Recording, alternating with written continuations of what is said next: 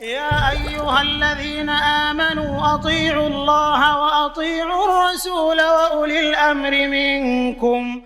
Assalamualaikum warahmatullahi wabarakatuh.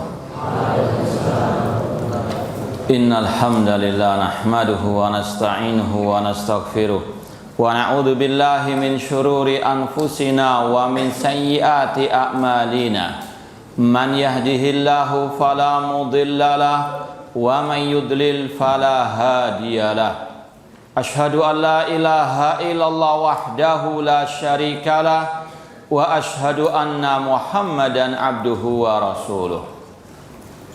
Ya ayyuhalladzina amanu taqullaha haqqa tuqatih wa la tamutunna illa wa antum muslimun.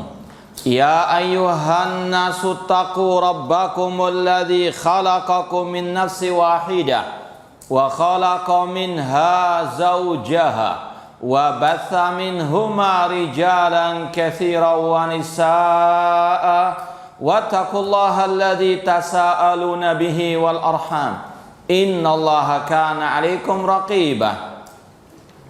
Ya ayyuhalladzina amanu taqullaha wa qulu qawlan sadida yuslih lakum a'malakum wa yaghfir lakum dhunubakum wa may yuti'illaha wa rasulahu faqad faza fawzan 'azima. Amma ba'd, fa inna asaqal hadithi kitabullah wa khairal hadi hadi Muhammadin sallallahu alaihi wasallam wa syarrul umuri muhdatsatuha wa kullu muhdatsatin bid'ah wa kullu bid'atin dhalalah wa kullu dhalalatin finnar. Kaifa halukum? Hal musta'iddun lid-dars? Baik. Insyaallah kita lanjutkan kembali kajian hadhihi da'watuna wa aqidatuna karya Asy-Syaikh Al-Muhaddits Muqbil bin Hadi Al-Wadi'i rahimallahu taala. Pada kesempatan yang lalu sudah kita bahas poin yang pertama tentang tauhid asma wa sifat. Betul enggak? Sudah di murojaah enggak? Hah? Baik. Kita mau buktikan. Tolong salah satu menyebutkan dua kaidah yang sudah kita pelajari pada kesempatan yang lalu. Tanpa nyontek. Wa kunu ma'as shadiqin. Nah, ada yang hafal dua kaidah yang kita sampaikan. Kalau nggak salah ada 5 ya. Berapa kaidah yang sudah kita pelajari kemarin? Hah? Iya, kita mau separuhnya dulu. Tolong sebutkan. Bil lughatil arabiyyah. Nah, yang nyatat, yang murojaah. Jangan ustadznya, muridnya dulu. Baik, ahsanta. Cuma kita mau 6. Nah, tulab. 2 kaidah saja ini. 6. La taqra, lak min hifzik. La yusafullahu illa bima wasafa bi nafsah aw wasafa bi rasulullah sallallahu alaihi wasallam. La yatajawaz min al-Qur'an wa sunnah. Ada qauluman? Muhammad. Taib, ahsanta. Tsaniya? La yuhsiha ilallah. Taib, khud hadiah. Walau qaulilah. Taib. Ahsan, ya. Siapa nambahkan lagi? Masih ada hadiahnya. Meskipun bukan mobil ya hadiahnya, tapi insyaallah. Taib, baqiyat qaidatan. Masih ada 2 kaidah. Sebetulnya bisa lebih dari 20 kaidah, cuma waktunya terbatas ini. Kita hanya sebutkan beberapa saja itu kaidahnya. Nah, ada 2 kaidah lagi. Yang masih ingat, yang masih hafal. Apa kaidah berikutnya?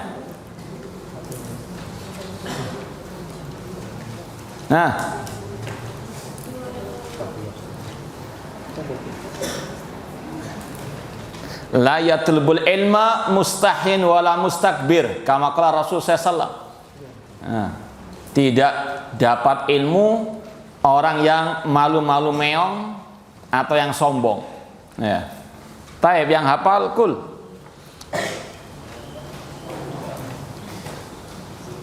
Nggak ada.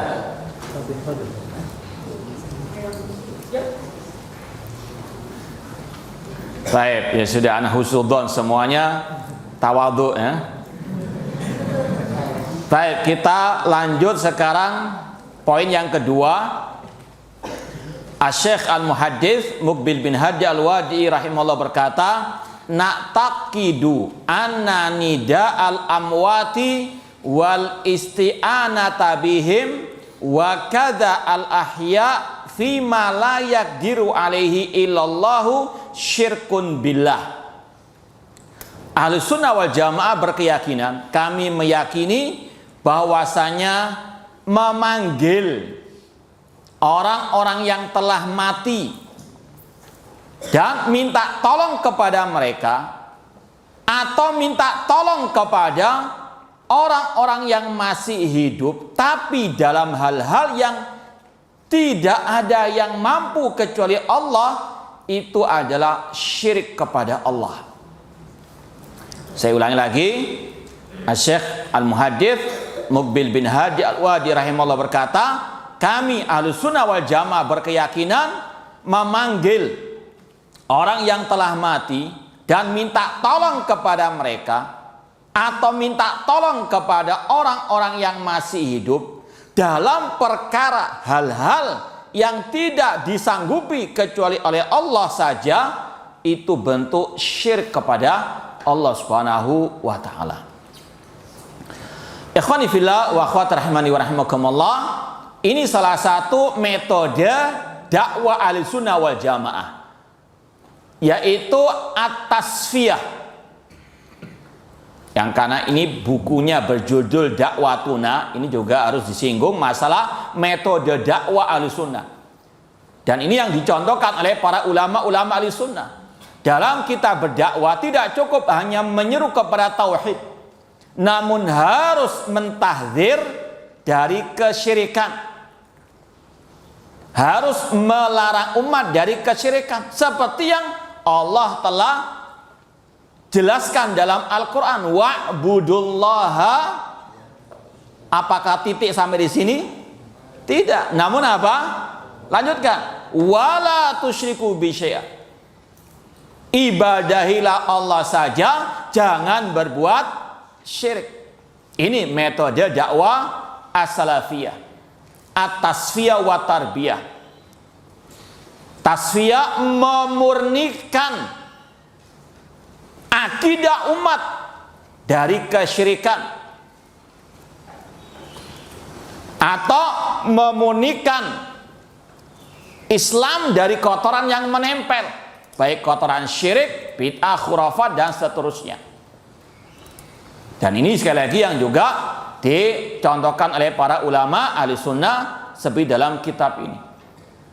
Mentasfiyah, memurnikan, membersihkan akidah umat dari syirik, yang merupakan kemungkaran paling mungkar, yang merupakan kezaliman yang paling zalim, yang merupakan kemaksiatan yang paling maksiat. Inna syirka la dzulmun azim. Ala unabbiukum bi akbaril kabair. Kata Rasulullah SAW, ketahuilah, aku akan memberitahukan kepada kalian dosa yang paling besar. Yang pertama apa? Al-isyraku billah, syirik kepada Allah Subhanahu wa taala. Ini metodenya para nabi, para rasul.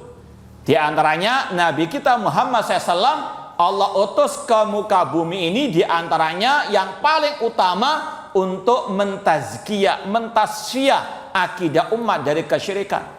Huwallazi ba'atsa fil ummiyina rasulan minhum yatlu alaihim ayatihi wa yuzakkihim wa yu'allimuhumul kitaba wal hikmah. Ini metode dakwah salafiyah, at-tasfiyah wa tarbiyah.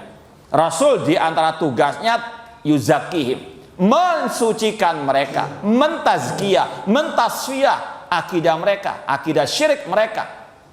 Kemudian yu'allimuhum, mentarbiyah mereka dengan Al-Quran dan As-Sunnah. Nah, di sini juga dicontohkan oleh Syekh Muqbil bin Hadi Al-Wadi rahimahullah bahwasanya umat harus dilarang, dicegah, ditahdzir, diperingatkan dari kesyirikan secara global dan terperinci. Bukan hanya secara global saja. Haram syirik, tapi apa syirik? Nggak dijelaskan. Ini juga salah. Maka metode Ahlussunnah menjelaskan apa itu syirik dan contoh-contohnya. Di antaranya di sini kata Syekh, kita meyakini bahwasanya memanggil orang-orang yang telah mati, baik para nabi, para wali ataupun selain mereka. Di sini ada pembahasan masalah orang mati, siapapun mereka, kaidah secara asal tidak mungkin bisa mendengarkan suara orang yang masih hidup. Ya. Orang yang sudah mati tidak mungkin bisa mendengarkan suara, doa, seruan, panggilan orang yang masih hidup. Dalilnya banyak sekali. Allah mengatakan dalam surat Fatir, wa ma anta bimusmi'in man fil kubur. Engkau wahai Nabi Muhammad tidak bisa memperdengarkan ucapanmu kepada yang sudah dikubur. Ini kaidah asal. Kata Allah, yang telah dikubur, yang telah mati tidak bisa mendengarkan ucapan, seruan, panggilan orang yang masih hidup. Allah tegaskan lagi dalam surat yang lain, wa innaka latusmi'ul mauta. Engkau wahai Nabi Muhammad tidak bisa memperdengarkan ucapanmu kepada yang telah mati. Innaka latusmi'u al-mauta. Ini pembahasan yang pertama, ya. Tolong dicatat qaidul ilma bil kitabah. Bahwasanya yang telah mati tidak bisa mendengarkan seruan, ucapan, panggilan orang yang masih hidup. Dalilnya tadi, innaka la tusmi'ul mauta wa ma anta bimusmin man fil kubur. Ada sebuah buku yang bagus tentang bab ini, ya. Kalau mau antum referensinya, ada sebuah buku bagus khusus membahas masalah ini. Judulnya Al-Ayatul Bayyinat, Al-Ayatul Bayyinat fi Adami Sama'il Amwat Inda Al-Hanafiyati As-Sadat. Ayat-ayat yang terang benderang tentang tidak bisa mendengarnya orang yang mati menurut ulama-ulama besar dari mazhab Hanafi. Karangan Asy-Syaikh Al-Alusi. Asy-Syaikh Al-Alusi dengan takhrij Asy-Syaikh Al-Albani. Ini thalibul ilmi itu ingin referensi seperti ini, ya, maka ini termasuk yang penting antum catat, ya, nanti suatu saat antum butuh buku-buku seperti ini. Kalau mungkin sekarang masih mungkin karena fokus dengan kurikulum, ya, nanti suatu saat butuh referensi yang banyak, terutama tentang masalah akidah. Al-Ayatul Bayyinat fi Adami Sama'il Amwat. Karangan siapa tadi? Syekh Al-Alusi dengan takhrij Syekh Albani. Disebutkan di situ dalil-dalil dari ayat-ayat Al-Quran. Di antaranya sudah kita sampaikan tadi. Kemudian kalau ada syubhat, ya, kalau ada syubhat yang mengatakan, loh, bagaimana dengan hadis Rasul yang mengatakan orang yang sudah dikubur, yang baru disemayamkan, dia mendengarkan terompa orang yang menyemayamkan. Pernah mendengar hadis itu? Ini hadisnya sahih. Tidak boleh kita ingkari. Tapi ini kejadian khusus. Hanya mendengar apa? Suara terompa. Tidak mendengarkan suara Pak Mudin yang sedang mendikte. Ini masalah gaib, tidak boleh dikias-kiaskan. Ya. Hanya dikatakan oleh Rasul, orang yang meninggal tadi itu yang baru disemayamkan mendengarkan suara terompa orang-orang yang menyemayamkan yang OTW pulang istilahnya. Hanya itu saja. Nggak dijelaskan mendengar suara bisikan mereka atau mungkin tadi talqin orang Pak Mudin tadi. Tidak. Yang itu terlarang ya. Antum kalau ujian boleh ndak antum didikte sama joki, boleh ndak? Hah? Apalagi di alam barzakh, nggak boleh, masuk pidana itu. Baik. Jadi sekali lagi, ini kejadian khusus, tidak boleh dikias-kiaskan dengan suara-suara yang lain. Karena Rasul hanya mengatakan orang yang telah mati itu mendengarkan suara terompa orang yang mengantarkan jenazahnya yang sedang OTW pulang. Kaidah asalnya kembali kepada ayat tadi, innaka la tusmi'u al-mauta wa ma anta bimusmi'in man fil kubur. Kemudian ada lagi syubhat mereka yang mengatakan orang yang mati bisa mendengarkan suara orang yang hidup, yaitu hadis yang sahih juga tentang kisah Rasul berbicara dengan tokoh-tokoh Quraisy yang kafir yang terbunuh di perang Badar. Ya. Hadisnya sahih dalam Sahih Bukhari. Setelah orang-orang kafir yang tokoh-tokohnya mati itu, Rasul mengatakan, hal wajadtum ma wa'ada rabbukum haqqah? Apakah kalian telah mendapatkan ancaman dari Rabb kalian itu betul-betul terjadi?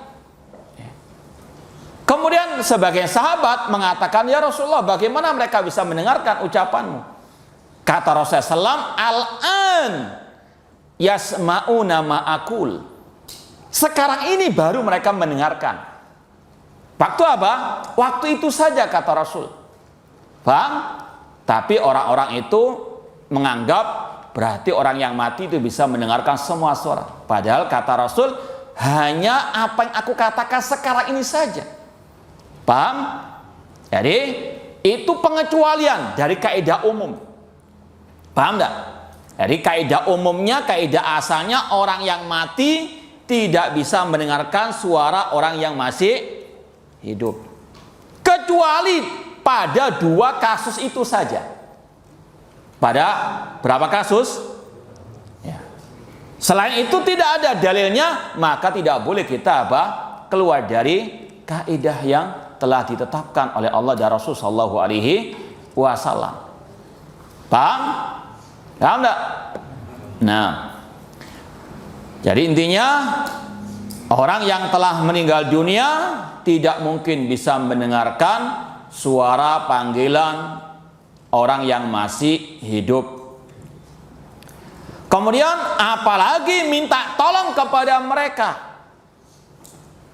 Sedangkan mendengar saja tidak sanggup, apalagi mengabulkan. Makanya Allah berfirman dalam surat Fatir, kalau nggak salah ayat 13 sampai 14, nanti dilihat mushafnya.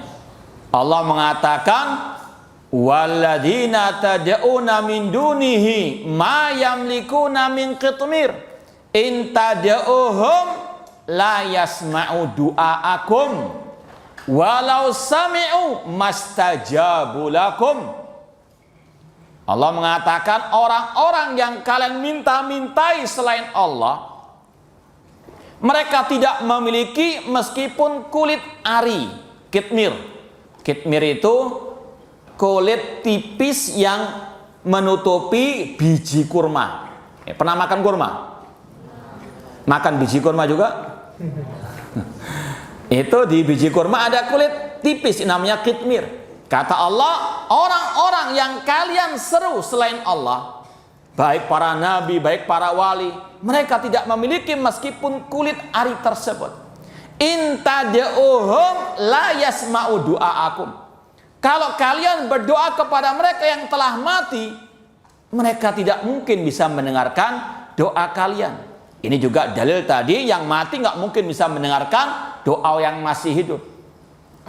Kemudian kata Allah, walau sami'u, seandainya mereka bisa mendengar doa kalian, mastajabu lakum, mereka tidak mungkin bisa mengabulkan doa kalian. Siapa yang bisa mengabulkan doa? Allah Azza wa Jalla saja. Ud'uni astajib lakum wa idza sa'alaka ibadi anni fa inni qarib ujibu da'wata da'i idza da'a. Hanya Allah yang bisa mengabulkan doa. Para nabi, para wali yang telah meninggal dunia tidak mungkin bisa mendengarkan ataupun mengabulkan doa orang yang masih hidup.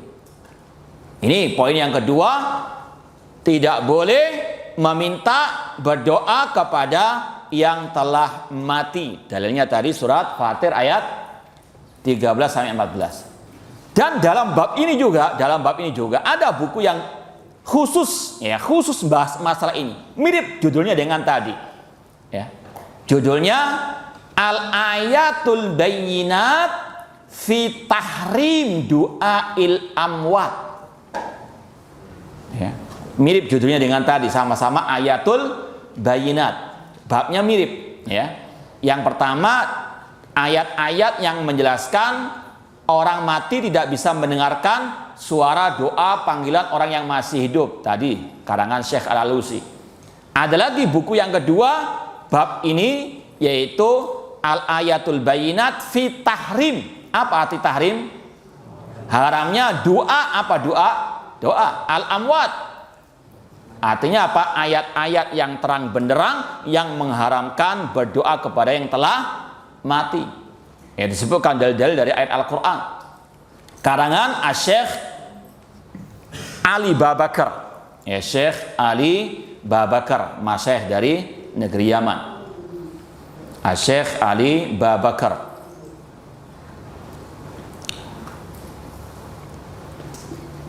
Dalilnya beliau sebutkan banyak sekali. Di antaranya juga Allah mengatakan, fala tad'u min dunillahi ma la yanfa'uka wa la yadurruka fa in fa'alta fa innaka minadz zalimin. Jangan kalian meminta-minta kepada yang tidak bisa mendatangkan manfaat atau madharat kepadamu. Jangankan wali, nabi saja Allah katakan, kul la amliku li nafsi naf'an wala dharan illa masyaallah. Katakan wahai Nabi Muhammad, aku yaitu Nabi Muhammad tidak bisa mendatangkan bagi diriku sendiri kemanfaatan atau kemudaratan kecuali dengan kehendak Allah. Nabi saja tidak bisa mendatangkan manfaat dan mudarat, apalagi selain Nabi Muhammad SAW. Maka tidak boleh meminta berdoa kepada Nabi Muhammad ataupun kepada wali-wali yang telah mati. Ini dalilnya, wala tad'u min dunillahi ma la yanfa'uka wala yadurruka. Fa in fa'alta, jika engkau tetap minta-minta kepada mereka, innaka idza minadz zalimin, engkau termasuk orang-orang yang zalim. Zalim di sini maksudnya apa? Musyrik, innasyirka la dzulmun azim. Ini dalil yang juga dibawakan oleh penulis tadi tentang tahrim du'ai al-amwat. Demikian pula Allah berfirman, wa man adallu mimman yad'u min dunillah man la yastajibu lahu ila yaumil qiyamah wa hum an du'aihim ghafilun. Siapa yang tahu dalam surat apa ini? Al-Ahqaf. Allah mengatakan, siapakah yang lebih sesat dari orang-orang yang minta-minta kepada selain Allah, yang tidak bisa mengabulkan doa mereka sampai hari kiamat, dan mereka lalai dari doa mereka tersebut. Ini juga dalil haramnya meminta-minta kepada selain Allah dari yang telah mati tadi. Makanya para sahabat Rasul, mereka paham dengan ayat-ayat seperti ini. Makanya tidak ada satu sahabat pun sepeninggal Rasul minta-minta kepada Rasul. Ya. Entah minta tolong langsung atau tawasul langsung kepada Rasul. Tidak ada. Ya. Kalau Rasul masih hidup dulu, mereka tawassul dengan doanya Rasul. Ya Rasulullah, doakan ya kami yang sedang ditimpa paceklik. Ketika Rasul khutbah Jumat, Rasul doakan. Namun setelah peninggal Rasul, tidak ada sahabat yang datang ke kuburan Rasul memanggil-manggil Rasul atau tawassul dengan Rasul sallallahu alaihi wasallam atau bahkan meminta kepada Rasul, tidak ada. Justru sebaliknya, ketika Rasul meninggal dunia terjadi paceklik di zaman Umar bin Khattab. Umar bin Khattab tawassul dengan siapa? Paman Rasul. Siapa itu? Al-Abbas bin Abdul Muttalib yang masih hidup pada waktu itu. Boleh minta didoakan oleh orang yang masih hidup, orang yang soleh yang ada di hadapan kita, yang kita langsung bisa komunikasi dengan orang tersebut. Adapun yang telah mati tidak boleh. Bahkan dikatakan oleh beliau tadi syirkun billah. Kemudian wa kadza al ahya, demikian pula minta tolong kepada orang yang masih hidup, tapi dalam hal-hal yang memang tidak mungkin dilakukan kecuali Allah. Seperti minta kesembuhan. Siapa yang menyembuhkan orang yang sakit? Allah. Tidak boleh datang ke dokter minta kesembuhan. Minta diobati, ya. Minta kesembuhan tidak boleh. Syirkun billah. Karena yang bisa menyembuhkan hanya Nabi Ibrahim berkata, "Fa'idha maritu fahuwa yashfin." Jika aku sakit, Allah yang menyembuhkan. Allahumma rabban nas adhibil basa washfi anta asyafi. Hanya Allah yang bisa menyembuhkan. Minta kesembuhan kepada Allah. Rezeki, siapa yang bisa menurunkan rezeki dari langit dan bumi?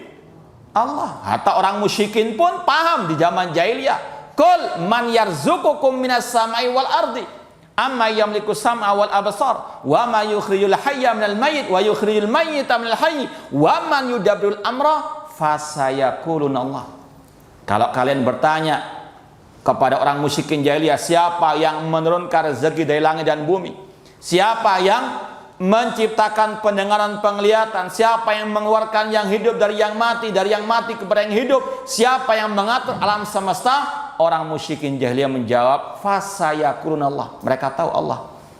Maka kalau ada orang yang minta rezeki kepada selain Allah, misalnya ya, datang ke dukun ya, untuk mendapatkan pekerjaan. Sedangkan dukunnya sendiri orang apa? Pengangguran. Ya kan? Nah, ya. Maka sekali lagi minta rezeki hal seperti itu yang makhluk tidak bisa mendatangkan, itu syirik kepada Allah. Meskipun dia masih hidup, tapi mintanya hal-hal yang tidak mungkin bisa digapai kecuali oleh Allah Subhanahu wa taala. Atau minta ke paranormal untuk diramal nasibnya. Ya. Ini juga sama, karena yang tahu yang gaib siapa? Dukun tahu yang gaib? Wali tahu yang gaib? Qul la ya'lamu man fis samawati wal ardil ghaiba illallah. Ketika orang itu minta hal-hal seperti ini yang tidak mungkin bisa dilakukan kecuali oleh Allah, maka itulah yang dikatakan syirkun billah. Jadi sekali lagi, meminta-minta ya, itu hukumnya ada beberapa kategori. Ini kita mau perinci. Ini juga disebutkan oleh Syekh Muhammad bin Jamil Zainu rahimahullah dalam kitab beliau Minhaj Firqatin Najiyah. Minta tolong itu ada beberapa kategori. Yang pertama syirik tadi. Ya, minta tolong yang syirik yang pertama kalau minta tolong kepada yang telah mati. Syirkun billah.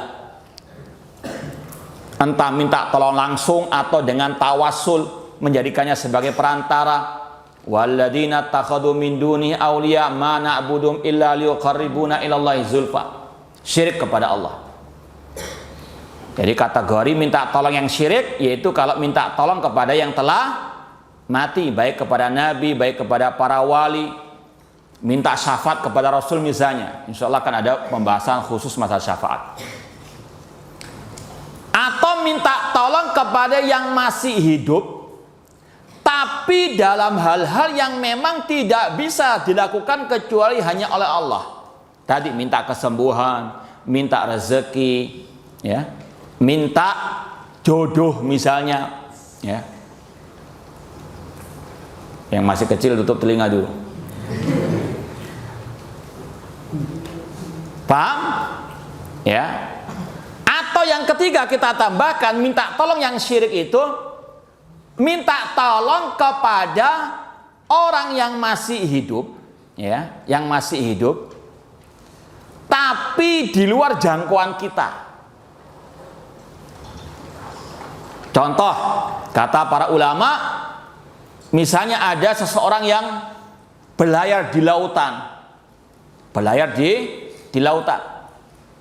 Misalnya santri kemarin lagi mudik pulang ke Kalimantan misalnya. Ditimpa gelombang besar di tengah laut. Kemudian ya, teriak-teriak, "Wahai Ustadz Ashabul Yamin, tolonglah aku." Ya. Padahal nggak pakai HP, ya. Seolah-olah dia meyakini Ustadz Ashabul Yamin itu tahu yang apa? Yang tahu keadaan dia di tengah laut itu. Ini juga kata para ulama syirik kepada Allah. Paham? Itu syiriknya double. Ya, yang pertama syiriknya dalam segi keyakinannya seolah-olah Ustadz Ashabul Yamin itu tahu yang gaib. Yang kedua syiriknya dalam apa? Minta tolong ketika ditimpa musibah. Siapa yang bisa mengentaskan musibah? Allah. Wa iyam saskallahu bidurrin fala kashifa lahu illa huwa. Apabila Allah menimpakan musibah, tidak ada yang bisa mengentasnya kecuali Allah. Paham? Paham enggak? Ya. Atau tadi ya, minta tolong kepada ustadznya yang masih hidup, dia masih hidup, ya. Tapi tadi di luar jangkauannya. Dia nggak komunikasi dengan HP, misalnya antum keluar ke toko misalnya beli, kemudian lupa bawa uang, ya. Kemudian apa? Minta tolong kepada Ustadz Ashabul Yamin dan Ustadz Ashabul Yamin, ya, beri aku uang. Nah, padahal beliau punya uang, tapi nggak bisa mendengarkan suara. Itu juga dinamakan apa? Syirik kepada Allah, karena keyakinan seolah-olah Ustadz Ashabul Yamin itu tahu yang gaib. Paham? Jadi itu kategori atau 3 kategori minta tolong yang syirik. Minta tolong kepada yang telah mati, ya, baik nabi, wali dan seterusnya. Yang kedua, minta tolong kepada orang yang masih hidup tapi dalam hal-hal yang tidak mungkin orang itu bisa mengentaskannya. Dan yang ketiga, minta tolong kepada yang masih hidup tapi di luar jangkauan kita. Kita nggak bisa komunikasi langsung dengan dia. Tapi ada keyakinan seolah-olah sang ustadz, sang kiai atau sang wali itu tahu yang gaib. Ini juga syirik kepada Allah Subhanahu wa taala. Yang kedua, ada isti'anah yang jaizah, yang boleh. Ya, misalnya ada acara pengajian antar satu panitia dengan panitia yang lain, saling minta tolong, saling bantu-membantu. Ini yang dibolehkan sebagaimana firman Allah, wa ta'awanu 'alal birri wa taqwa. Dalam hal yang memang bisa dilakukan oleh manusia. Antum minta tolong kepada teman antum, ya, untuk dibawakan barang antum yang berat misalnya, antum nggak bisa bawa sendiri, boleh. Ini isti'anah yang dibolehkan. Dan Allah yang membolehkan, wa ta'awanu 'alal birri wa taqwa. Rasul mengatakan, wallahu fi aunil abdi maka al abdu fi auni akhi. Paham? Kemudian yang ketiga, minta tolong yang haram, yaitu minta tolong dalam hal-hal yang memang diharamkan oleh Allah Subhanahu wa taala. Minta tolong diberitahu jawaban ujian ketika waktu ujian. Boleh enggak? Hah? Boleh enggak? Ini kelihatannya banyak pelakunya nih ya, oknumnya nih, kok jawabnya agak tegas. Boleh enggak? Allah mengatakan wala ta'awanu 'alal itsmi wal udwan man ghasyana falaisa. Ada enggak santri yang masih nyontek? Atau yang dikasih contekan? Atau yang minta dicontekin? Naudzubillah min dzalik. Enggak berkah ilmu antum kalau apa? Ya, nyontek dalam ujian. Rasul mengatakan man ghasyana falaisa minna. Kemudian minta tolong yang keempat, ini yang wajib, yaitu minta tolong kepada Allah Subhanahu wa taala. Dalam segala hal senantiasa minta tolong kepada Allah. Iyyaka na'budu wa iyyaka nasta'in. Rasul mengatakan idza sa'alta fas'alillah wa idza sta'anta fasta'in billah. Rasul mengatakan ihris ala ma yanfa'uka wasta'in billah.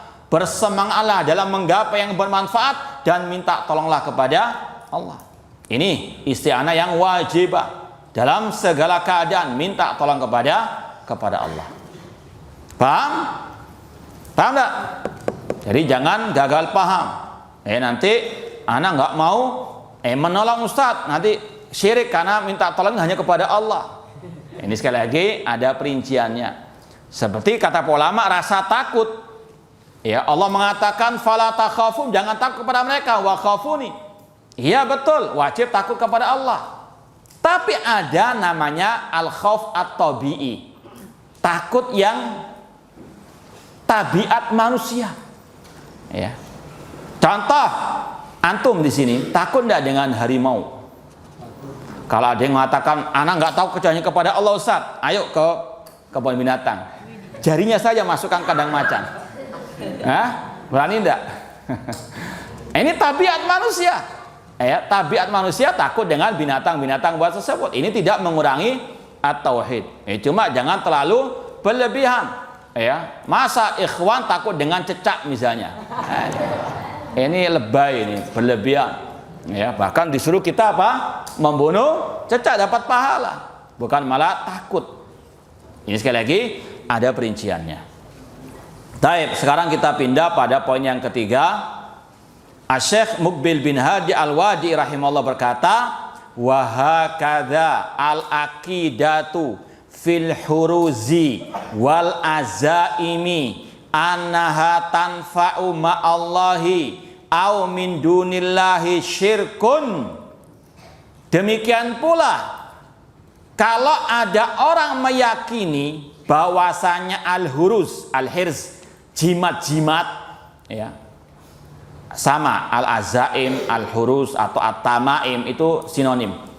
Artinya kalau bahasa Indonesia jimat-jimat, entah dari batu, entah dari kerang, atau dari kerupuk misalnya, kalau ada, bisa aja namanya orang sudah hatinya berkarat dengan kesyirikan aneh-aneh.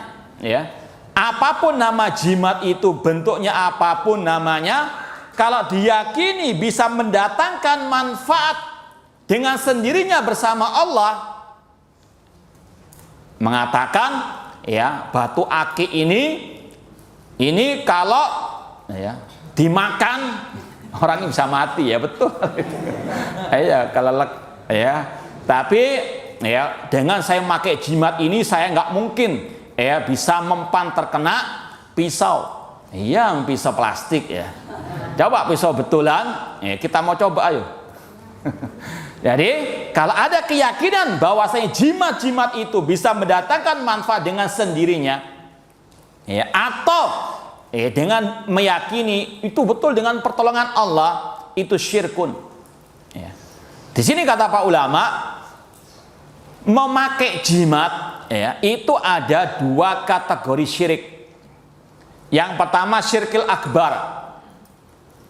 Rasul mengatakan inar ruqa watamaima wati wala syirkun.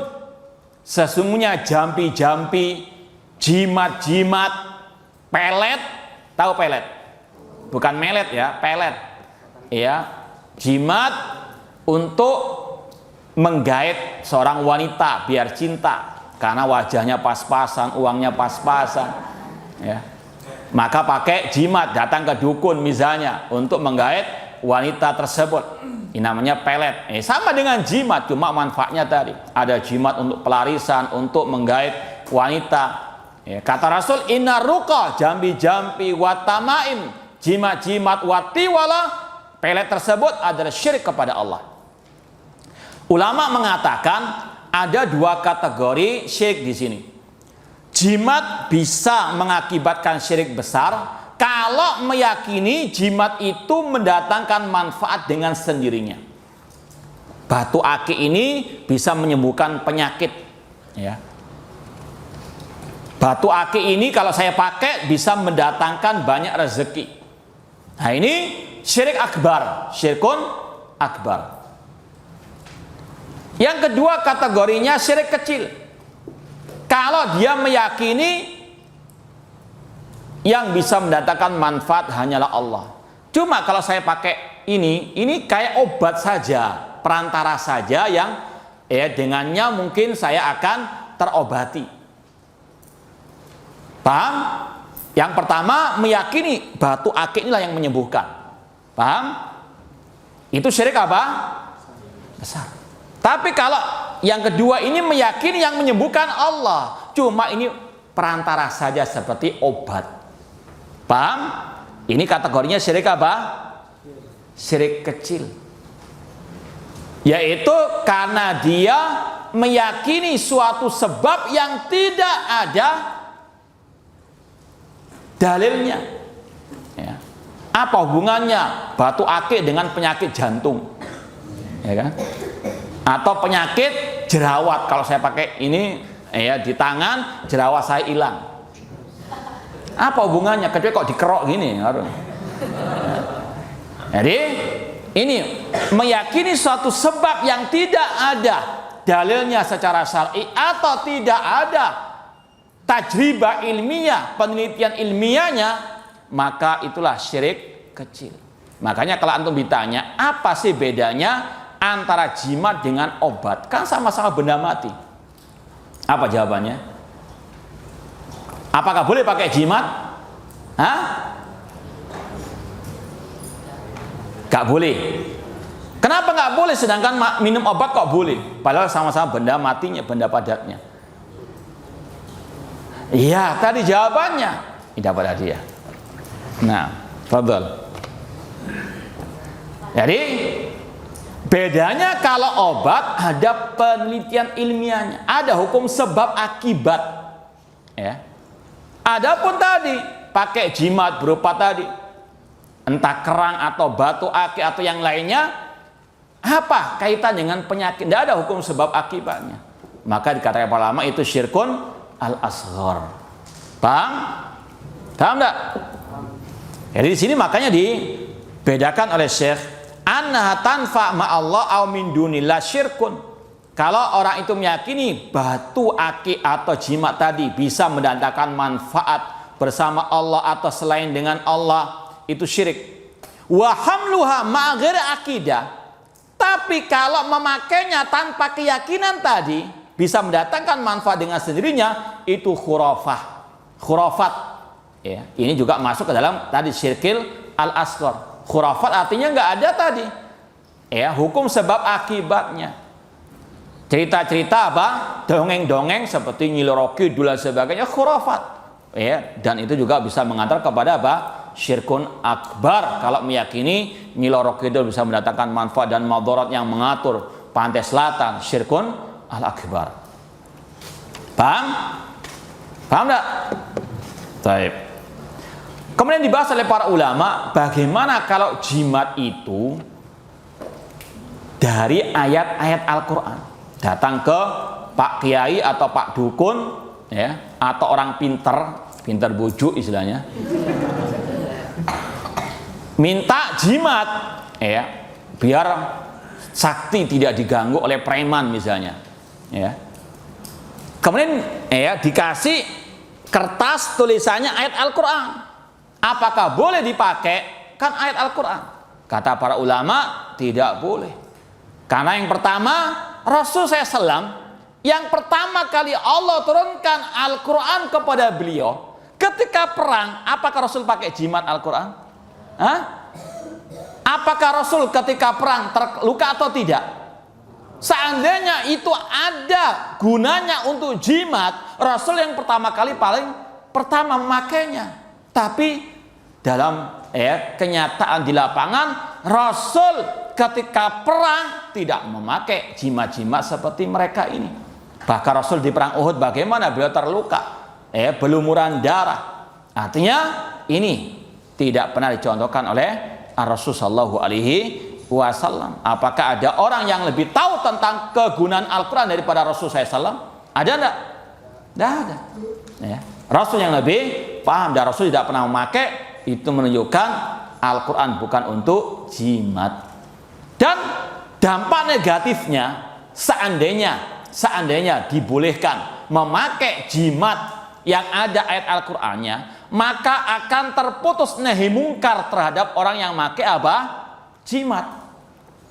Kenapa demikian? Karena nanti akan ragu kalau kita larang enggak jimatnya itu pakai ayat Al-Qur'an. Dan itu yang paling banyak orang-orang yang datang ke dukun nanti jimatnya itu pakai ayat-ayat. Cuma apa di otak-atik, di kadang campur-campur dengan jambi-jambi yang tidak jelas saja.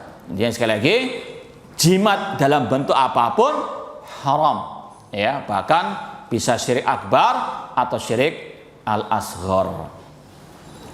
Paham? Paham enggak? Lanjut atau cukup? Baru 2 poin. Baik, kita lanjutkan poin yang keempat. Na'khudhu bidhahiril kitabi was sunnah. Kita wajib mengambil dohirnya Al-Quran dan As-Sunnah. Wala nu'awwilu illa bidalilin yaqtadi ta'wila minal kitabi was sunnah. Tidak boleh kita mentakwil kecuali dengan dalil yang mengharuskan takwil dari Al-Quran dan Sunnah Rasulullah sallallahu alaihi wasallam.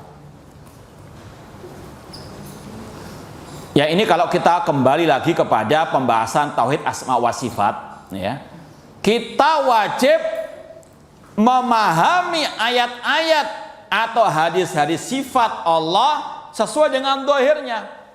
Allah mengatakan wa yabqa wajhu rabbika dzul jalali wal ikram. Kekalah wajh Rabbmu. Di situ ada penetapan sifat apa?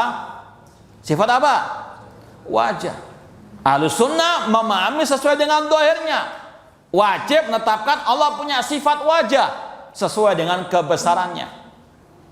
Tidak boleh ditakwil wajah Allah, maksudnya kekuasaan Allah, tidak boleh. Ini kelakuannya orang Yahudi, yuharrifunal kalima an mawadhihi. Mereka suka mentahrif, menyelewengkan makna ayat-ayat Allah kepada makna yang batil. Ahlus sunnah memahami sesuai dengan dohirnya. Contoh lagi, Allah mengatakan bal yadahu mabsutotan. Di situ ada penetapan sifat apa? Sifat apa? Tangan bagi Allah. Ahlus sunnah memahami itu tangan yang hakikiyah sesuai dengan kebesaran Allah. Tidak boleh diserupakan dengan tangan makhluk. Tidak boleh dibayang-bayangkan, tidak boleh ditakwilkan. Itu sikap Ahlus sunnah wal jamaah. Ulama salaf dahulu mengatakan amiruha kama jat, perlakukanlah ayat-ayat hadis-hadis tentang sifat sesuai dengan dohirnya. Amiruha kama jat, tidak boleh ditakwil-takwilkan. Allah mengatakan lagi misalnya Ar-Rahman alal arsy istawa. Allah Ar-Rahman istawa. Kata ulama tabi'in, istawa artinya ala wartafa, Allah itu tinggi. Ya sudah, jangan ditakwil-takwilkan kepada istaulah, menguasai. Itu sikap Ahlus sunnah wal jamaah. Semuanya dipahami sesuai dengan zahirnya dan sesuai yang dipahami oleh Allah dan Rasul dan dipahami oleh para sahabat, oleh orang-orang yang fasih bahasa Arab, ya. Karena Al-Quran dengan bahasa apa? Bahasa Arab. Dipahami dengan uslub bahasa Arab, ya. Tidak boleh dipahami dengan uslub bahasa yang lainnya atau dikarang-karang sendiri. Paham? Ini kaidah asal dalam tauhid asma wa sifat. Antum bisa tambahkan, ini juga kaidah juga dalam tauhid asma wa sifat, bahwasanya nafhamu ayat sifat wa ahaditsaha ala dhahiriha. Sesuai dengan apa? Zahirnya, sesuai dengan yang nampak, sesuai dengan redaksinya. Contoh juga dalam hadis Rasul SAW, Rasul mengatakan yanzilu rabbuna tabaraka wa ta'ala, Allah Rabb kita turun ke langit dunia. Yang turun di situ siapa? Allah atau rahmat Allah? Sudah zahirnya yanzilu rabbuna. Apalagi redaksi setelahnya mengatakan fayakul, kemudian dia berkata. Siapa yang berkata? Rahmat Allah ataukah Allah itu sendiri? Allah. Jadi redaksinya sudah nampak jelas, yang turun adalah Allah Subhanahu wa taala, tidak boleh ditakwil-takwilkan. Ya. Paham? Kemudian kata beliau, wala nu'awil, kita tidak boleh mentakwil. Sebetulnya ini sekedar tanazulan. Ya, mana tanazulan? Siapa yang tahu arti tanazulan? Natanazal anil khasm. Istilahnya kalau debat atau mendebat alil bidah. Secara asal ahlu sunnah nggak mentakwil sama sekali. Tapi kalau kita dituduh misalnya, kita dituduh kalian itu katanya melarang kita mentakwil, tapi kalian sendiri suka mentakwil. Misalnya Allah mengatakan fas'alul qaryata, tanyalah kepada siapa? Al-qaryah. Qaryah itu apa? Masa kita tanya ke dinding desa? Artinya apa al-qaryah di situ? Ahla al-qaryah. Oh, berarti antum mentakwil. Katanya nggak boleh takwil. Dohirnya kan qaryah. Berarti kita kalau bertanya kepada siapa? Teriak-teriak di tengah desa, tengah sawah gitu. Itu tuduhan, ya, bantahan al-bid'ah kepada al-sunnah. Kalian melarang kita takwil, sedangkan kalian mentakwil. Contohnya dalam hal ini. Kita katakan, ini bukan takwil sebetulnya. Ini uslub al-Arabi. Ini apa? Uslub bahasa Arab. Ya. Seperti dalam Al-Quran, ya, terkadang Allah menyebutkan, ya, al-kul namun yuradu bi al-juz' wada'u asabi'ahum. Mereka itu meletakkan apa asabi'ahum? Jari, namanya jari itu kan dari ujung sampai sini kan, betul ya? Apakah wada'u asabi'ahum fi adhani masuk semuanya? Tapi ini uslub Arabi, maksudnya apa? Ya ujung jari. Ini dipahami oleh apa? Orang Arab seperti itu. Contoh yang lain ya. Memang ini butuh pembahasan bahasa, tapi insyaallah dengan banyak contoh bil misal yattadihul makna. Ahlul bidah mengatakan Allah di mana-mana dengan dalil wa huwa ma'akum ainama, dalam surat apa ini? Al-Hadid. Coba siapa yang hafal ayat lengkapnya? Satu saja. Ngomong masih ada hadiah. Nah, yang keras satu aja. Nah, jangan nyontek. Ini cara membantah mereka. Kalau mereka maka ayat itu kita bacakan lengkapnya, jangan ganggi saja. Nah, ada yang hafal ayatnya?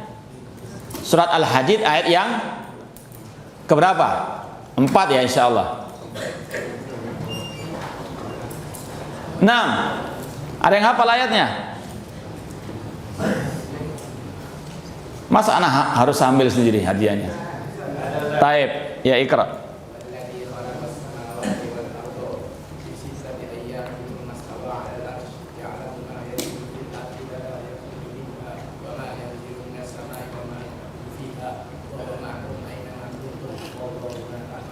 Taib ahsanta.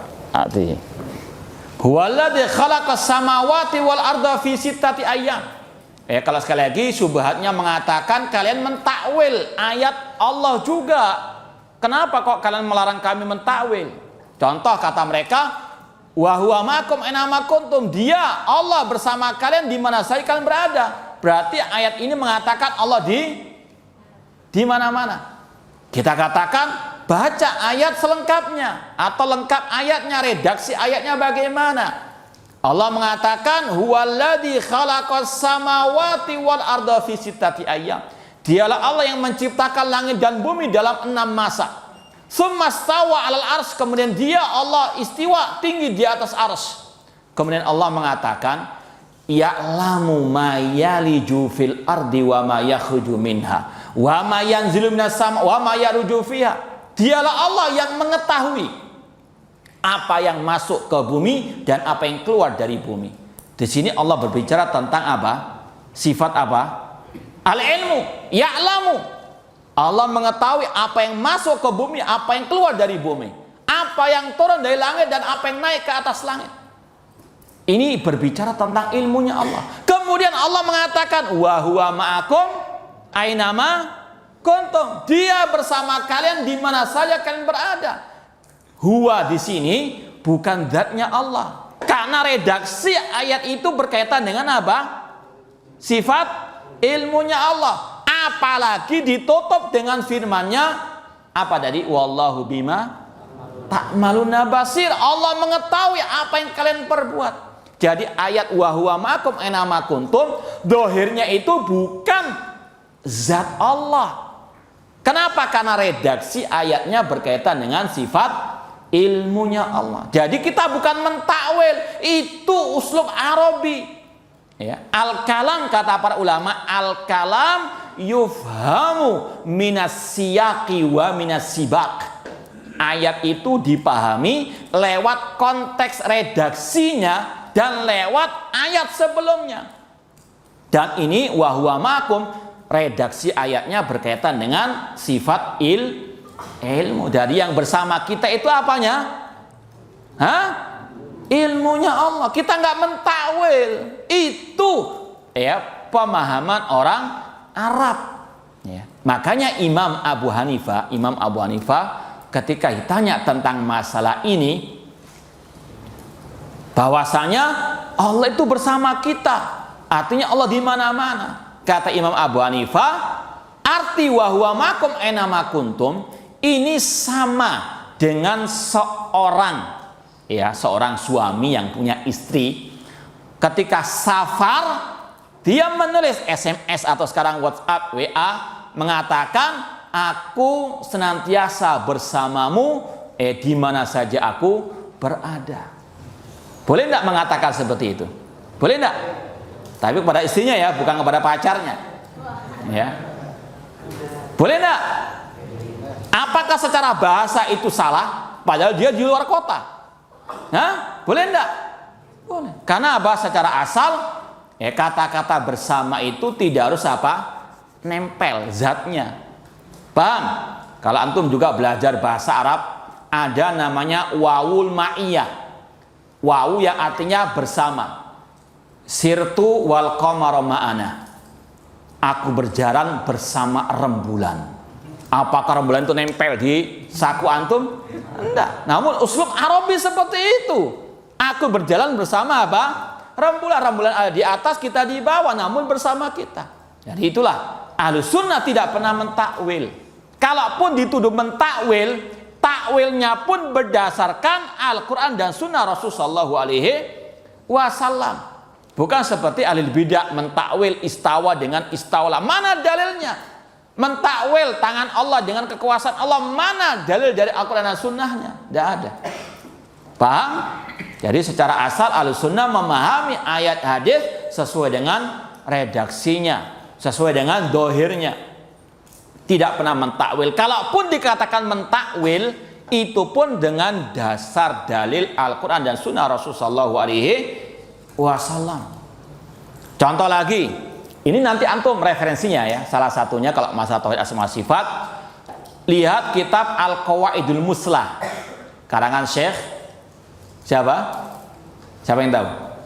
Muhammad bin Shalih Al-Utsaimin. Itu ada pembahasan ini, bahwasanya ahlul bid'ah menuduh Ahlus Sunnah juga mentakwil dalam beberapa poin. Ya. Dibantah oleh Syekh Utsaimin, Ahlus Sunnah tidak pernah mentakwil. Ahlus Sunnah memahami sesuai dengan dohirnya, sesuai dengan redaksinya, sesuai dengan uslubul Arabi. Kalaupun mentakwil tentunya berdasarkan dalil. Contoh kata Syekh Utsaimin, sabda Rasul, ya, sabda Rasul yang mengatakan kullu qulubi ibni Adam baina usbu'aini min asabir rahman yuqallibu kaifa yasha. Setiap hati anak manusia ada di antara dua jemari Allah. Kata al-bidah, apakah berarti ya hati manusia itu nempel di jarinya Allah? Karena apa? Rasul mengatakan baina usbu'aini. Setiap anak Adam, hati anak Adam ada di antara dua jemari Allah. Apakah berarti nempel? Ahlussunnah mengatakan tidak harus. Oh, berarti Anda Ahlussunnah mentakwil. Maka dijawab oleh para ulama, di antara Syekh Utsaimin mengatakan kata-kata baina di antara itu tidak mesti apa? Nempel, dan itu pemahaman orang Arab. Ya. Contoh, antum kalau dikatakan as-sahabu, apa arti as-sahab? Awan. As-sahabu bainas samai wal ardi. Awan itu di antara langit dan, apakah awan itu nempel di bumi? Apakah awan itu nempel di langit? Kata-kata baina secara uslub bahasa Arab tidak mengharuskan apa? Nempel. Itu yang dipahami oleh Ahlussunnah. Baina usbaini min ashabir rahman bukan berarti hati anak Adam nempel, alias bukan berarti Allah di mana-mana seperti pemahaman sebagian kelompok sesat dari kaum muslimin. Contoh misalnya, Pulau Jawa di antara Pulau Bali dan Sumatera. Apakah kata-kata antara itu nempel Pulau Jawa di Bali atau nempel di Pulau Sumatera? Nempel? Tidak. Itulah Ahlussunnah memahami ayat dan hadis sesuai dengan dohirnya. Dohirnya itu bisa dilihat dari konteks ayatnya, dari redaksi ayatnya, dan seterusnya. Ya, tidak pernah Ahlussunnah mentakwil sebagaimana ahli bidah yang istilahnya memahami ayat atau hadis sesuai dengan hawa nafsu mereka sendiri. Contoh yang lain, ini dalam pembahasan bantahan kepada kelompok teroris. Ya, mereka mengatakan wa man lam yahkum bima anzalallahu fa ulaika humul kafirun. Allah mengatakan dalam surat Al-Maidah ayat 44, barang siapa yang tidak berhukum dengan hukum Allah kafir. Kata mereka, ya kafir sudah secara mutlak. Ini dohirnya ayat.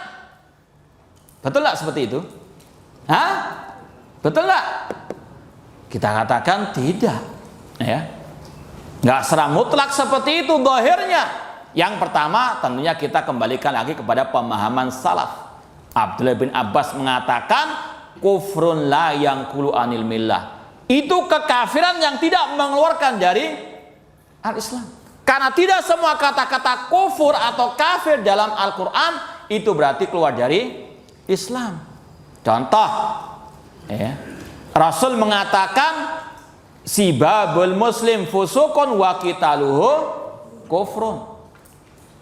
Mencelah orang muslim kefasikan, memeranginya kekafiran. Apakah kekafiran itu keluar dari Islam di sini? Tidak. Mana dalilnya?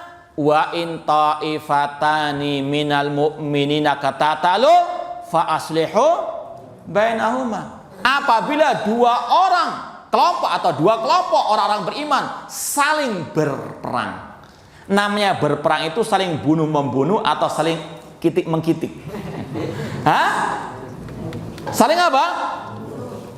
Allah masih menamakan mereka minal mu'minin. Berarti hadis yang mengatakan membunuh orang mukmin kekufuran itu kufur apa? Besar apa kecil? Kecil. Ini takwilnya ahli sunnah dengan dasar apa? Ayat. Tidak begitu saja mentakwil. Ditambah lagi faulaika humul kafirun. Itu enggak kufur besar secara mutlak. Rasul pernah bersabda, tangkudu ural Islam urwatan urwatan. ikatan Islam itu akan terurai satu persatu, satu ikatan. Wa kullama inqadha urwatun tatba'uha al-ukhra. Satu ikatan lepas diikuti oleh ikatan yang lain. Wa awwaluha al-hukmu. Dan yang terurai pertama kali masalah berhukum dengan hukum Allah. Wa akhiru wa as-shalah. Dan yang terakhir terurai adalah salat. Kata para ulama, awalnya itu yang terurai adalah apa? Masalah berhukum dengan hukum Allah. Di situ maknanya ketika orang itu tidak berhukum dengan hukum Allah, tidak langsung dikatakan apa? Kafir. Karena kata Rasul masih ada ikatan-ikatan yang lain. Ini seandainya Ahlussunnah dikatakan mentakwil ayat tadi, takwil yang berdasarkan apa? Berdasarkan apa? Hadis Rasulullah sallallahu alaihi wasallam. Sudah ngantuk? Hah? Belum. Nah, gimana? Soal jawab atau? Taib. Cukup sementara 3 poin. Semoga bermanfaat. Wallahu taala alam.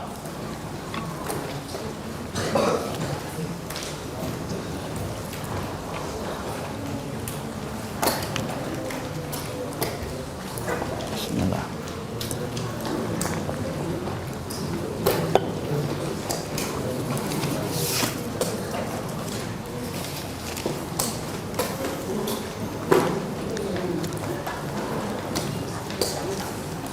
Ini ada pertanyaan, kalau misal kita sakit demam, lalu kita minum obat demam, lalu kita berdoa kepada Allah misalnya, ya Allah sembuhkanlah penyakit ini dengan obat ini, apakah itu boleh? Iya, itu yang memang dibolehkan. Kita berusaha dan kita bertawakal, minta tolong kepada Allah. Obat kita yakini sebagai perantara saja, sebab saja, usaha saja. Namun hasilnya yang menyembuhkan hanyalah Allah.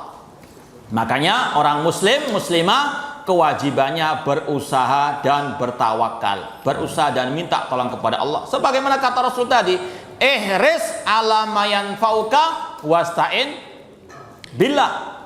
Yang penting pertama kali usaha, tapi hati bergantung kepada siapa?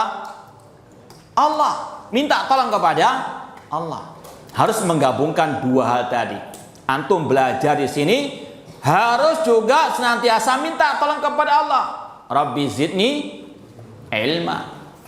Allahumma inni as'aluka ilman nafi'ah. Antum berusaha, giat belajar, menghafal, membaca, murojaah, mendengarkan kajian, mendengarkan pelajaran di kelas.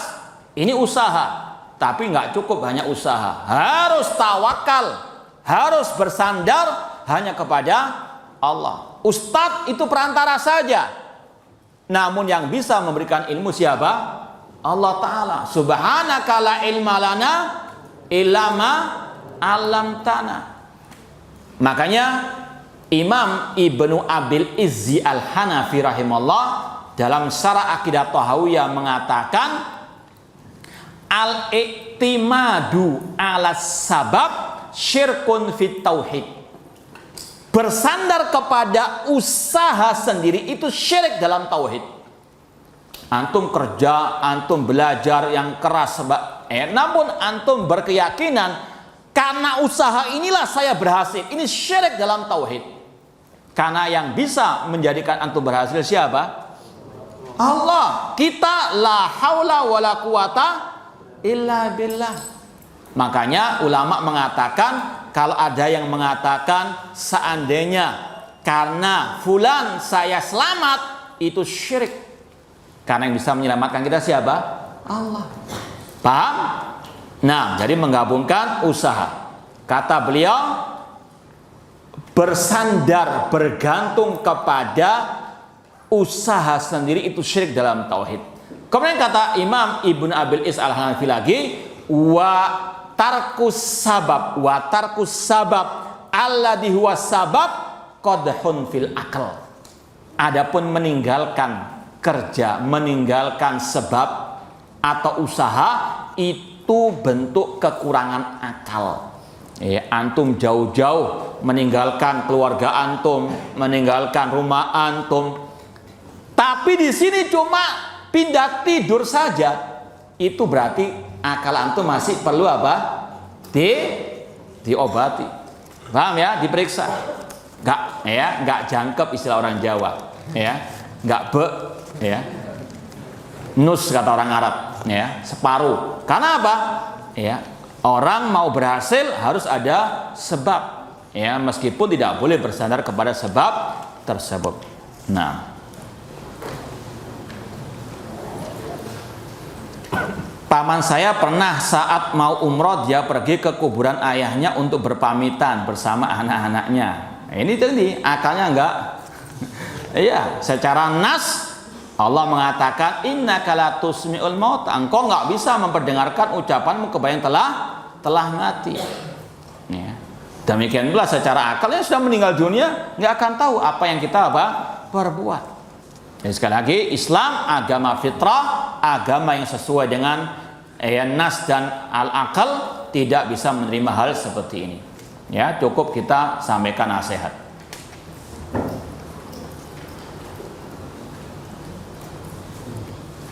Mengapa zikir itu ringan di lisan tetapi berat untuk diucapkan?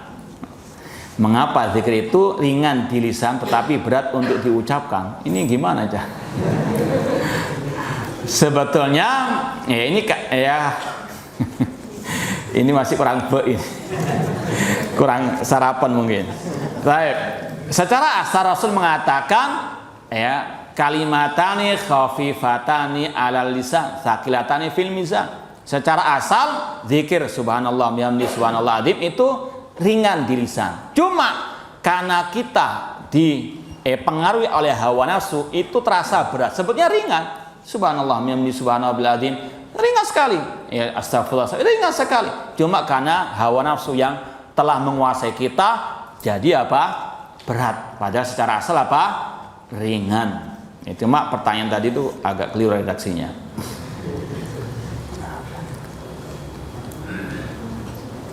Ya kalau ada istilah gelang kesehatan secara medis banyak yang istilahnya menolak hal seperti itu.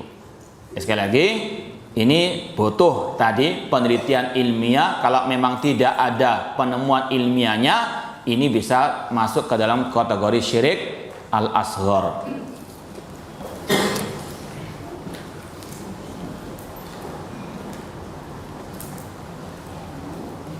Apakah hadis tentang dukhon akan keluar pada tanggal 15 pada bulan puasa besok ini, apakah itu benar? Ini muncul banyak ustadz-ustadz paranormal, ya, suka ngeramal, ya, wajib untuk kita dustakan. Tidak ada yang tahu yang gaib kecuali Allah Subhanahu wa taala. Betul, Rasul mengabarkan tentang tanda-tanda hari kiamat. Cuma kapannya wallahu ta'ala a'lam. Ya, sekali lagi apalagi penentuan tanggalnya, bulannya, tahunnya, ini sekali lagi tidak ada yang tahu kecuali Allah Subhanahu wa taala. Ya, ada yang meramal Imam Mahdi muncul tahun 2024. Ini Imam Mahdi gang 10 mungkin. Ya. Yang gang 9 nggak tahu tanggal berapa, tahun berapa. Ini banyak, ya, sekali lagi hati-hati, banyak ustadz-ustadz yang alih profesi atau ya ustadz tadi paranormal.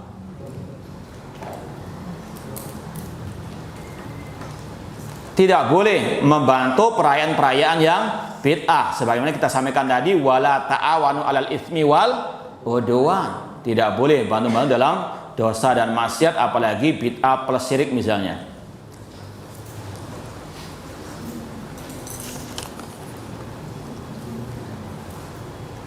Tentang masalah Sayyid Qutb, ya, tolong jelaskan tentang identitas Sayyid Qutb. Kalau yang pernah menerima buku saya Menyelami Samudra Kalimat Tauhid, itu pernah kita sebutkan ya, identitas atau sebagian identitas Sayyid Qutb, bahwasanya dia bapak terorisme abad ini. Banyak kaum teroris dari kaum muslimin yang terinspirasi dari buku-bukunya. Ya, dan itu yang diakui sendiri oleh tokoh-tokoh teroris seperti Aiman Ad-Dawahiri, dulu asistennya Usama bin Laden, mengatakan bahwasanya pemikiran terorisme, radikalisme yang ada sekarang ini terinspirasi dari bukunya Sayyid Qutb, ya, di antaranya Ma'alim fit Thoriq dan yang lain sebagainya. ya, bahwasanya Sayyid Qutb ini banyak penyimpangannya. Kalau kita sebutkan luar biasa, bisa sampai maghrib, ya. Ada dulu dan alhamdulillah masih sekarang kita punya buletin sebetulnya. Tapi kupas tuntas masalah kesesatan Sayyid Qutb. Ya, masalah dia dalam tafsir surat Al-Ikhlas itu memiliki keyakinan akidah wahdatul wujud. Ya, bahwasanya wujudnya semua ini itu hakikatnya adalah wujudnya Allah. Itu ada dalam tafsir Dilalil Quran ketika mentafsirkan surat Al-Ikhlas. Kemudian dia juga menyimpang dalam segi mentafsirkan istawa dengan istaula yang kita singgung tadi. Dia juga mencela Muawiyah bin Abi Sufyan. Katanya Muawiyah ketika berperang dengan Ali bin Abi Thalib menggunakan kemunafikan, kecurangan, kebohongan dan sebagainya. Naudzubillah min dzalik. Seorang sahabat Rasul dituduh demikian. Dia juga mencaci maki Musa alaihissalam, mengatakan Nabi Musa itu orang yang cepat naik pitam sampai dia menempeleng satu orang yang sampai mati itu. Dikatakan ya termasuk orang yang cepat naik. Naudzubillah min dzalik. Nabi dikatai seperti itu, dan masih banyak lagi penyimpangan yang lainnya.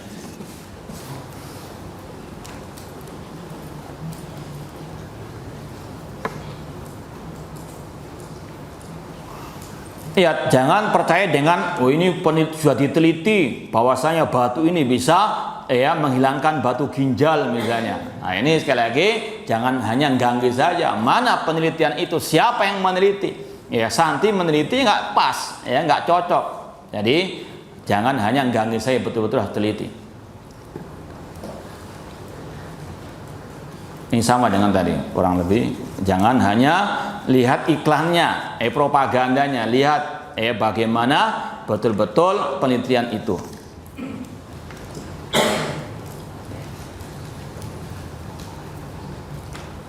Kalau kita jatuh di dalam kamar mandi dan di luar kamar mandi itu tidak ada orang, apa yang harus kita lakukan? Yang berdiri. Apa susahnya? Hah? Ya kan, betul kan? Jatuh, apa yang dilakukan? Berdiri. Kita aja kok repot.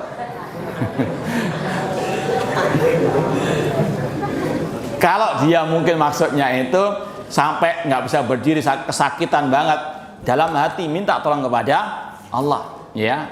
Seperti kita wudhu di dalam kamar mandi boleh, tapi bismillahnya dalam hati. Sama, apapun yang kita butuhkan minta tolong kepada Allah.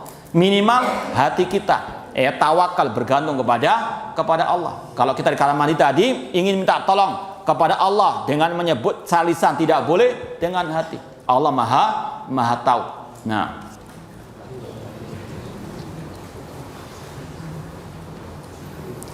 apakah ini termasuk kesyirikan? Contoh, wahai fulan, doakan saya kepada Allah supaya saya cepat sembuh. Kalau fulannya masih hidup dan ada di hadapan kita bisa berkomunikasi langsung kepada dia, tidak ada masalah. Dan itu yang dicontohkan oleh para sahabat, minta doanya Rasul ketika masih hidup dan langsung berkomunikasi dengan Rasul sallallahu alaihi wasallam. Adapun kalau sudah fulannya meninggal dunia, ini yang kita sampaikan tadi, hukumnya apa?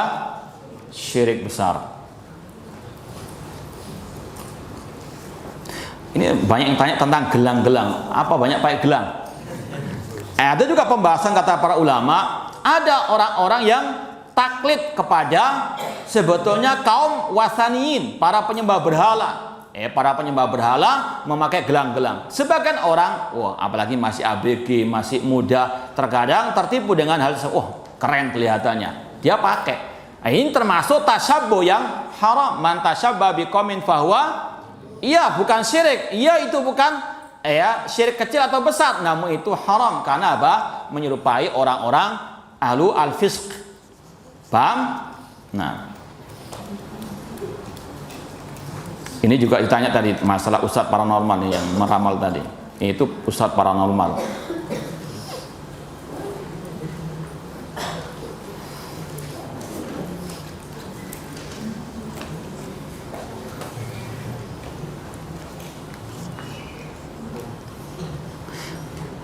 Ini ada pertanyaan, kalau seseorang jatuh dari sepeda pancanya, kemudian dia menangis dan memanggil orang tuanya, mama, papa.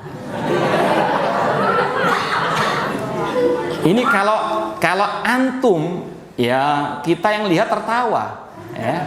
Masa aja dari sepeda aja nangis ya. Tapi kalau anak kecil ya sudah, emang itu dia nggak tahu apa-apa. Rufi anhu apa? Al-qalam. Paham ya? Ya kalau anak kecil ya lumrah lah, dia nggak tahu apa-apa. Tapi kalau antum seperti ini perlu kasih hukuman berat ini. Ya. Jatuh dari sepeda aja nangis. Apakah benar memanggil orang yang telah mati dengan diawali dengan almarhum? Nah, kalau istilahnya bukan memanggil ya. Kalau kita menyebut, ya, karena beda. Nida ul amwat tadi hukumnya bisa apa? Syirik. Ini redaksi ucapan atau pertanyaan perlu diluruskan. Apakah boleh menyebut almarhum yang sudah telah meninggal dunia? Ya, almarhum fulan. Kata Syekh Muhammad bin Shalih Utsaimin dalam Fatawa Arkan Islam, ya, dalam buku Fatawa Arkanil Islam karangan Syekh Utsaimin, beliau ditanya masalah ini, kata beliau ini sama dengan kita mendoakan orang yang telah mati dengan fulan rahimahullah. Almarhum itu bentuknya apa dalam shorof? Maf'ul. Itu mirip dengan rahimahullah, itu disingkat almarhum. Itu sama dengan kita mengatakan fulan rahimahullah. Paham? Jadi boleh dalam rangka mendoakan, bukan memastikan. Paham? Itu ada dalam kitab Fatawa Arkan Islam karangan Syekh Muhammad bin Shalih Utsaimin rahimahullah. Tapi itu bagi yang muslim ya. Yang kafir haram, nggak boleh kita doakan. Nah,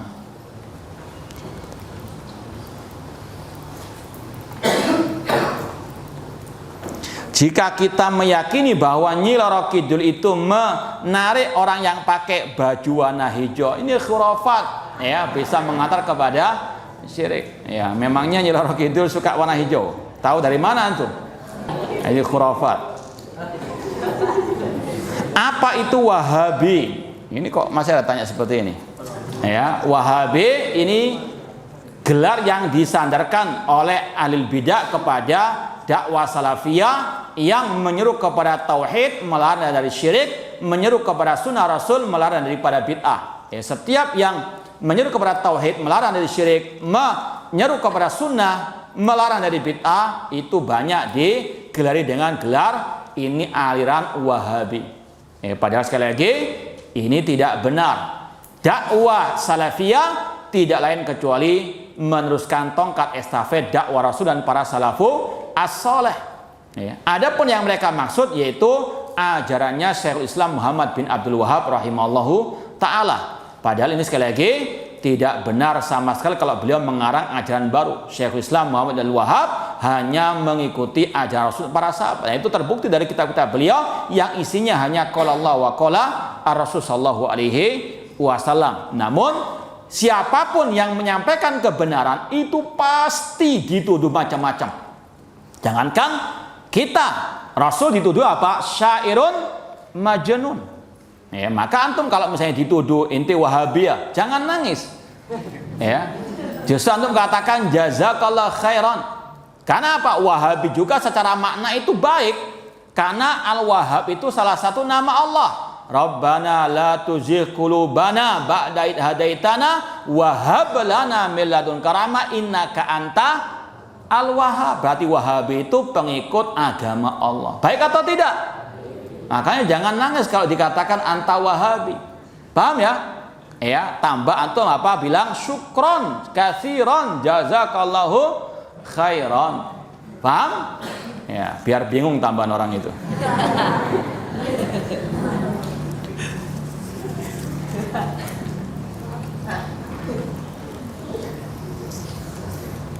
Apa hukum mengimani 6 rukun iman tetapi tidak mengamalkan syarat-syaratnya?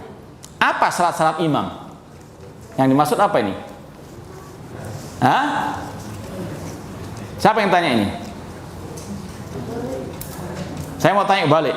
Apa yang dimaksud dengan syarat-syaratnya? Tidak mengamalkan syarat-syaratnya. Hah? Intinya 6 rukun iman itu wajib diyakini. Ya. Kemudian kalau ada konsekuensinya harus diamalkan. Contoh, ya, konsekuensi mengimani Allah Azza wa Jalla, beribadah hanya kepada Allah. Maka wajib diamalkan konsekuensinya beribadah hanya kepada Allah, meninggalkan segala bentuk kesyirikan. Yang nggak mengamalkan seperti ini bisa keluar dari al-iman wal Islam. Wallahu a'lam.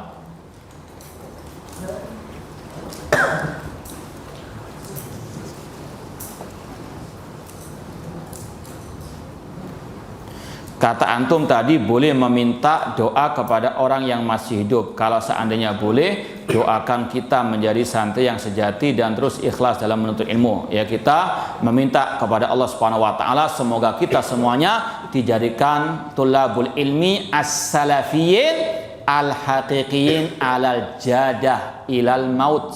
Ya, nasallahu taala as-sabat hatal mamat. Ya, kita mohon kepada Allah keistiqomahan di atas dakwah salafiyah sampai akhir hayat kita nanti.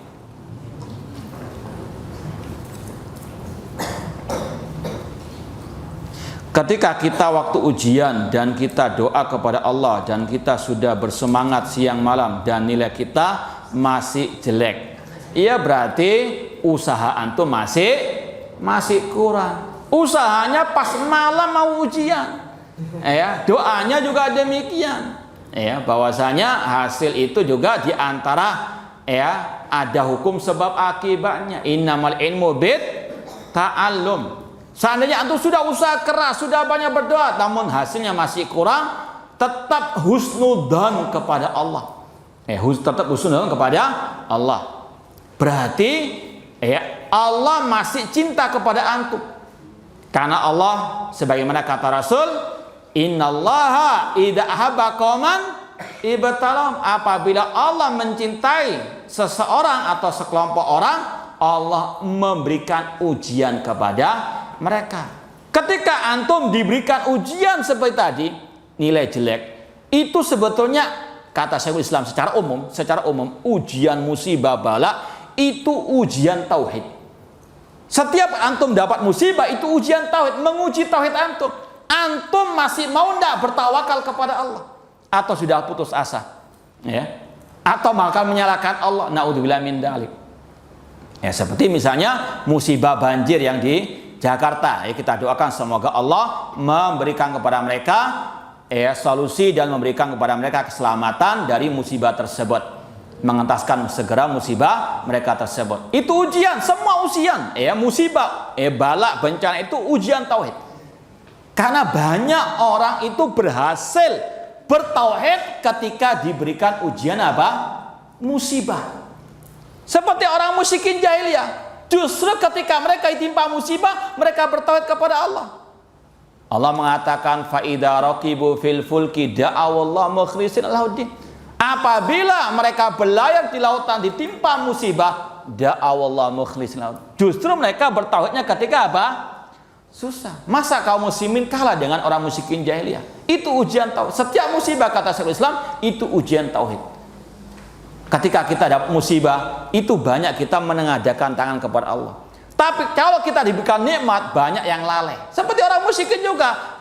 Falamma najahum ilal barri idahum yusyrikun. Ketika diselamatkan daratan, mereka berbuat syirik. Ini yang harus kita ambil ibrah. Bahwasanya fisarra'i wa dharra, banyak minta tolong kepada Allah, apalagi dikala susah. Ingat firman Allah tadi, wa iyam saskallahu bidurin fala kashifalau illa. Apabila Allah menimpakan musibah, tidak ada yang bisa mengetahuinya kecuali Allah. Seperti tadi antum hasilnya jelek, padahal antum sudah kerja usaha maksimal, antum sudah doa bertawakal kepada Allah. Yakini Allah masih cinta kepada antum. Nanti kan ada istilahnya remedi. Berarti antum disuruh untuk apa? Mengulang lagi. Itu ladang pahala bagi antum.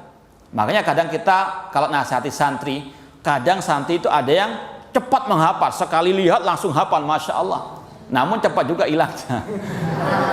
Tapi ada yang masya Allah kuat hafalannya, ada pula yang susah menghafal. Kita katakan antum hanya banyak apa? Bersyukur kepada Allah. Dengan antum tidak cepat hafal, itu berarti antum banyak membaca lagi. Apalagi Al-Quran ya. Kalau misalnya kita bandingkan orang yang sekali membaca langsung hafal dengan yang 10 kali membaca baru hafal, mana yang paling banyak pahalanya? Itu ada hikmah di balik itu semuanya. Terkadang kita nggak bisa menalarkan, cuma yakini di balik musibah itu banyak hikmah. Cuma terkadang kita lalai atau lupa, atau kita mungkin terkena hawa nafsu. Kita suudzon kepada Allah, naudzubillah min dzalik. Maka apapun yang menimpa kita, banyak-banyak husnudzon, jangan suudzon kepada Allah Subhanahu wa taala. Dan koreksi juga mungkin ada dari perbuatan kita ataupun usaha kita yang masih kurang maksimal, atau doa kita yang kurang maksimal. Wallahu taala a'lam. Cukup? Iya. Akhiran. Nah, nanti.